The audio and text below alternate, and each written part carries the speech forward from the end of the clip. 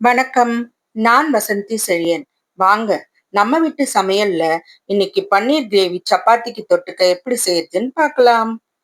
இது சப்பாத்திக்கு சூப்பரா இருக்குங்க. ஒரு தடவை செஞ்சு பாருங்க.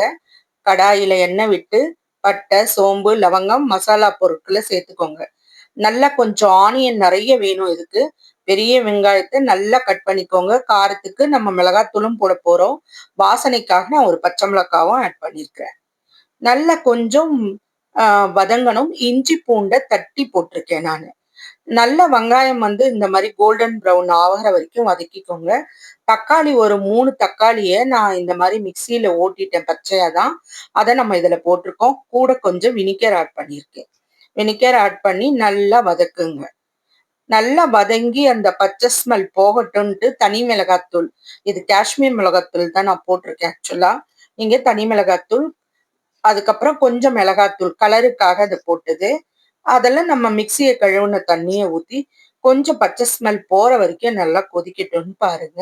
நல்லா கிளறி கிளறி விட்டோம்னா அந்த ஸ்மெல் நல்லா போயிடும். தேவையான அளவு உப்பு ஆட் பண்ணிக்கோங்க. நல்லா அது கொதிச்சு வரும் பொழுது நம்ம ஒரு சைடுல உங்களுக்கு எவ்வளவு கன்சிஸ்டன்சி வேணுமோ அதுக்கு தகுந்த மாதிரி நம்ம தண்ணி ஆட் பண்ணிக்கணும்.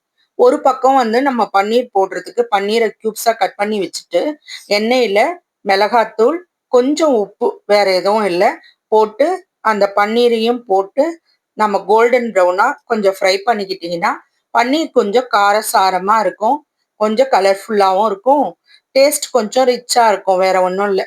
இத மாதிரி வறுத்துட்டு நம்ம சுட சுட அப்படியே கூட எடுத்து சாப்பிடலாங்க. ரொம்ப டேஸ்டா இருக்கும்.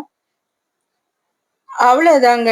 இந்த மாதிரி வறுத்ததையும் நம்ம வதக்கி வச்சிருக்கிற அந்த கிரேவிலேயே ஆட் பண்ணிட்டு இந்த காந்தல் இருக்கு பாருங்க, அதை எடுத்து சாப்பிட்டா அவ்வளவு டேஸ்டா இருக்குங்க.